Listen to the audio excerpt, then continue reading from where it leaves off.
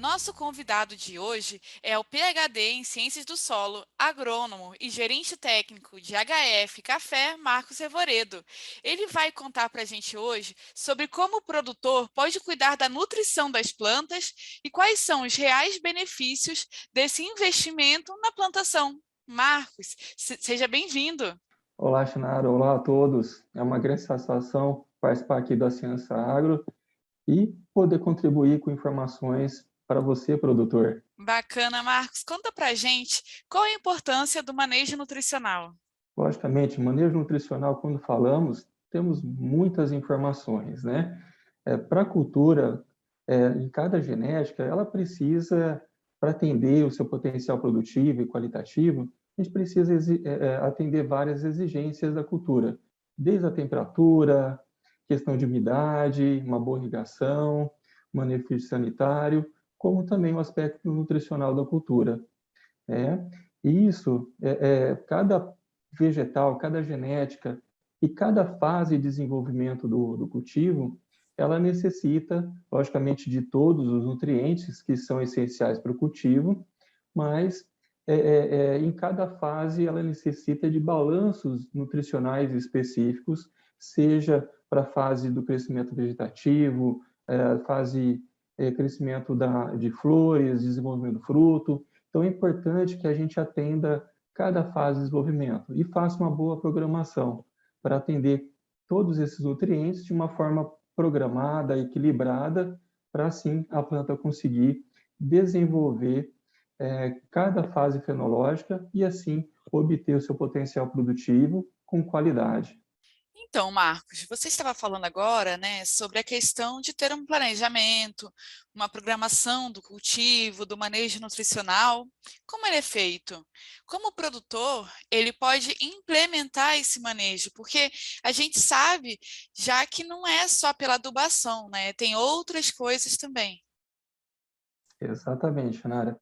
Quando falamos de programa nutricional, precisamos, logicamente, fazer todo aquele planejamento desde o início.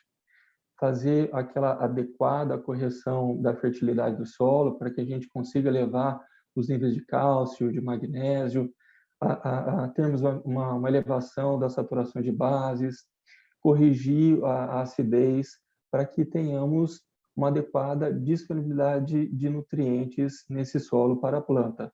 Assim, no momento depois, no início da instalação da cultura, fazer adubação de plantio, ao longo do ciclo da cultura, fazer adubação de base ou fertirrigação, dependendo da cultura, e fazer as aplicações de nutrientes também via folha, porque nós sabemos que para que a planta consiga expressar esse potencial produtivo, como eu comentei na questão anterior, ela precisa estar com um nível adequado de nutrientes, e para que ela assim consiga expressar aquela formação daquela estrutura do vegetal, seja vegetativa ou reprodutiva, e assim ela conseguir completar esse estágio fenológico. Então, logicamente, cada fase ela vai precisar de balanceados específicos também para que seja atendido de uma forma complementar, suplementar esses nutrientes em cada fase fenológica. E assim, por que que a fertilização foliar é uma boa opção? Isso, porque mesmo fazendo todo aquele programa de adubação, de base, de cobertura, nós sabemos que a planta ela está suscetível aí às variações de adversidades climáticas. E isso faz de elevação de temperatura, ou queda da temperatura, excesso de chuva. Os fatores ambientais promovem uma alteração na fisiologia da planta. E também alguns nutrientes possam fazer com que não tenham essa absorção e transporte de forma adequada. Então, esses nutrientes, quando aplicamos via folha, eles vão ter o objetivo de uma complementação nutricional, como também um papel na fisiologia da planta, para que a gente promova essa sinalização, esse estímulo, para a condução do desenvolvimento dessa respectiva fenologia desse cultivo. Então, é fundamental essa aplicação desses nutrientes para que a planta mantenha esse estado nutricional e também o seu estado fisiológico diante de possíveis fatores estressantes e a cultura expressar o seu potencial produtivo. Ah, entendi. E assim, existem diferenças entre os fertilizantes disponíveis no mercado, inclusive entre os complexantes. Você pode explicar rapidinho para a gente o que são os complexantes e quais são as diferenças entre eles? Antes de você responder essa pergunta, eu gostaria de exemplificar, né? Claro. Que quando nós aplicamos nutriente via folha, nós sabemos que a principal maneira de nutrir a planta é via raiz, via adubação no solo, né? Quando aplicamos esse nutriente via folha, a gente sabe que a folha ela tem uma limitância na sua absorção em quantidade. Então, precisamos ter eficiência nesse fornecimento. Precisamos trabalhar com uma fonte que seja solúvel, um balanceado de nutrientes para favorecer esse efeito sinérgico entre um elemento e outro e termos uma efetividade na assimilação pela planta, né? Assim como, aí respondendo essa pergunta que você fez, a planta, na sua folha, para que este elemento seja efetivamente absorvido, ele precisa expressar uma resposta na fisiologia da planta. Então, ela precisa ser absorvida pela célula. Então, esse elemento ele precisa passar por aquela cera protetiva. Cada genética, material vegetal e idade da planta tem uma serosidade específica, tem a camada do parênquima e também da parede celular, né? Então, para que esse elemento chegue até essa célula, ele precisa estar complexado, queletizado, com que essa carga deste elemento, porque a maioria desses elementos nutricionais, ele possui a carga positiva. Então, ele precisa estar neutralizada para que aconteça essa efetividade na passagem, principalmente no parênquima, que tem carga negativa, e alcance essa célula. E a parede celular, nós sabemos que existem alguns aminoácidos que promove uma permeabilidade dessa passagem desses compostos para dentro da célula.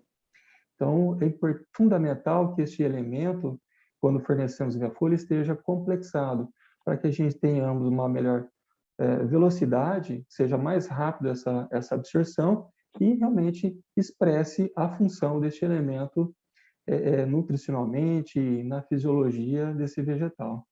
Entendi. E assim, você estava explicando que os aminoácidos eles ajudam a acelerar, né, essa absorção dos nutrientes pela planta, né? Eh, Quais são os principais empregos dele na agricultura? Tem outras coisas também que ele faz, ou o principal dele é isso, é essa rapidez de absorção? Hoje, os aminoácidos é uma ferramenta que faz parte do manejo do produtor, né? Assim como a semente, o adubo de base, os produtos fitossanitários, a água, os aminoácidos são fundamentais e como falamos ali, os aminoácidos eles participam em combinação com esses nutrientes para facilitar essa absorção foliar, como falamos, como também quando ele combinado com aquelas moléculas agroquímicas, vão auxiliar também para que aconteça essa efetividade na absorção. E assim, esses agroquímicos têm uma melhor eficiência no seu resultado. Assim como os aminoácidos, cada aminoácido tem uma função na planta.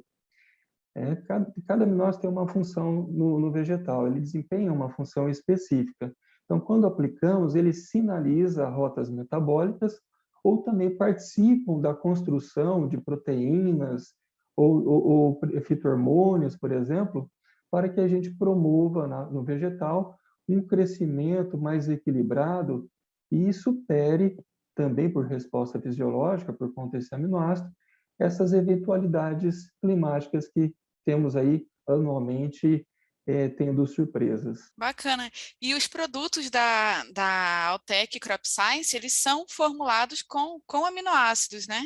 Exatamente. Todos os nossos produtos, eles são formulados com aminoácidos, com o objetivo de promover essa melhor eficiência no fornecimento nutriente, trazer esse equilíbrio na fisiologia da planta e sempre trabalhar com substâncias que sejam naturais, pensando de fato para a planta, que são todos os componentes que vão auxiliar esse desenvolvimento desse vegetal para ela conseguir desenvolver sempre com produtividade e melhor qualidade.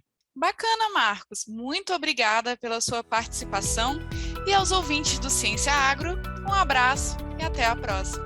Um abraço a todos.